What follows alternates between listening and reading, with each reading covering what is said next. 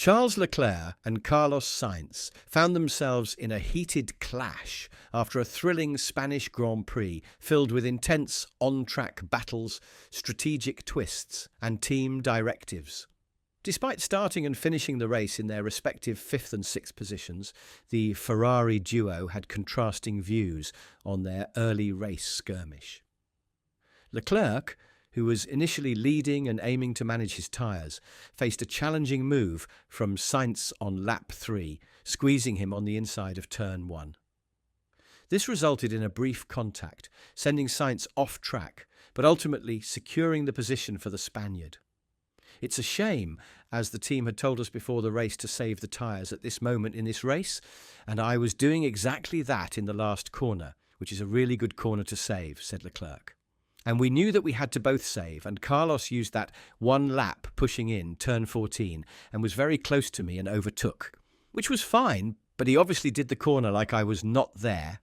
It's a bit of a shame, but anyway, we will speak internally. It's not a big deal. I understand it's his home race and a very important moment of his career, and he wanted to do something spectacular, and I probably wasn't the right person to do that with.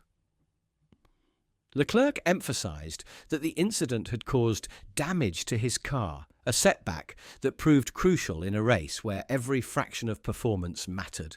With time running out, Leclerc was unable to mount a significant challenge on George Russell, especially after his teammate Sainz had to yield the position back to him as per team orders. It's okay, I think he'll see the image and he'll understand that I was on the inside and that he couldn't turn in at that point, was the Monegasque's final word. Sainz, however, held a different perspective when questioned about the incident after the race. I think too many times he complains after a race about something. Obviously hot, he might think that, Sainz said. Honestly, at this point of the season, I don't know. I was on the attack, we were on a new soft. Mercedes were on a used soft, and we had to go on the attack in the first laps when you are on a new tyre, and try to pass them, like we said even before the race. I passed Charles because I don't know if he did a mistake, or he was managing a bit too much. Sainz's primary frustration after the race stemmed not from the on-track battle with his teammate, but from the strategic decisions that prevented him from achieving a higher finishing position. At various points during the race, Sainz had managed to stay ahead of both his teammate and Lewis Hamilton. He had come tantalisingly close to overtaking Russell during the pit stops, showcasing his strong performance throughout the Grand Prix. I went on, and I nearly passed Lewis. We undercut Lewis, and we nearly passed Russell at the pit stops. So I think I was trying out there what I have to try as a driver, what is required of me as a driver. And he elected to manage more. In the end, for him, it kind of paid as he beat me at the end with a soft, medium, soft. For me, I elected to be aggressive with a soft, medium, hard, and it didn't pay off. It is what it is. With fires ablaze between his two drivers, team boss Frederick Vasseur had the hard task of taming the animosity between his two drivers. When questioned about whether the clash between his drivers had cost Ferrari 4th place, team boss Vasseur pointed out that there were numerous instances throughout the race where small margins, such as missing tenths or seconds, could have made a difference. This included moments after Sainz had let Leclerc pass, indicating that the team faced several challenges beyond the intra-team battle. We missed a couple of tenths during 2 or 3 laps. Let us discuss and not draw a conclusion after the first comment of the driver when he jumped out of the car. Vasseur also downplayed Leclerc's assertion that the damaged front wing end plate had significantly affected his lap times. From the data, we didn't see anything regarding issues on Charles Leclerc's car after the contact with Carlos Sainz, said the team boss. I think it was more a timing issue. Charles lost about half a second at that moment.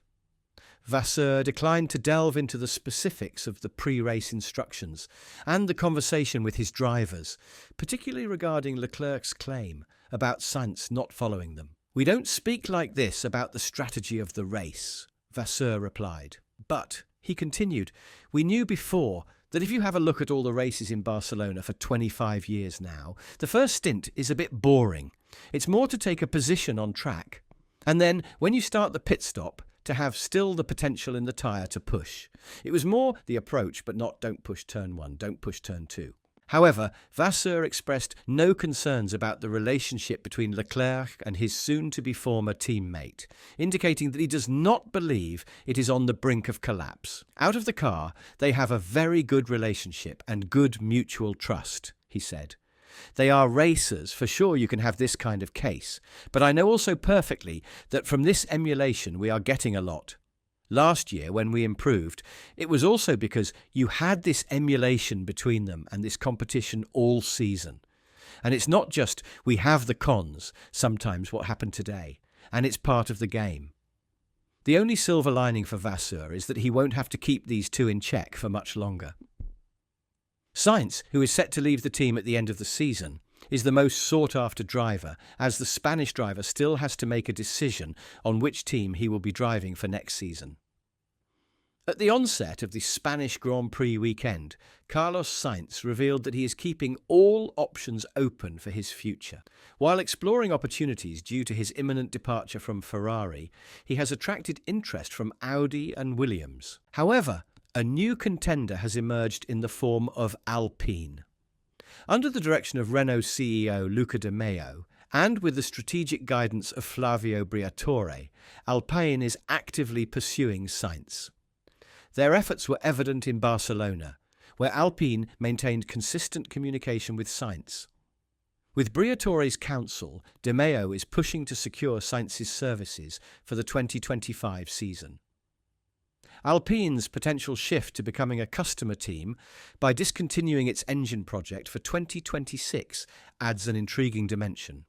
This move, coupled with rumours of a partnership with Mercedes, could make Alpine a compelling prospect for Sainz as he evaluates his future in Formula One.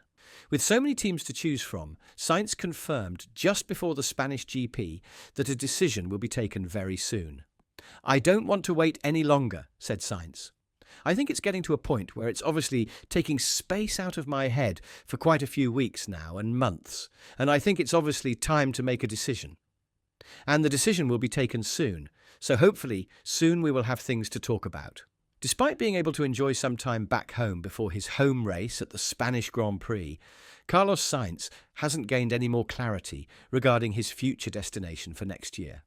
"No, that's the thing. I'm still not sure one way or another," he replied when asked if he was any clearer in his mind as to who he wanted to join. Recently confirming that he has several options to consider, Carlos Sainz seems to be weighing up more than just the binary choice between Williams and Audi. "It's still something that I'm discussing with my team and brainstorming, and obviously I need a couple of days back at home," he added.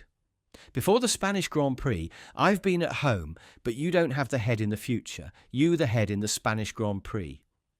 It has been a very hectic couple of weeks after Canada for me, so I haven't had time to really sit down and take a decision, and this is what I will target in the next few weeks." So who do you think was in the wrong here? Is it Charles? Is it Carlos? Let your thoughts be known in the comments section. Once again, thanks for watching.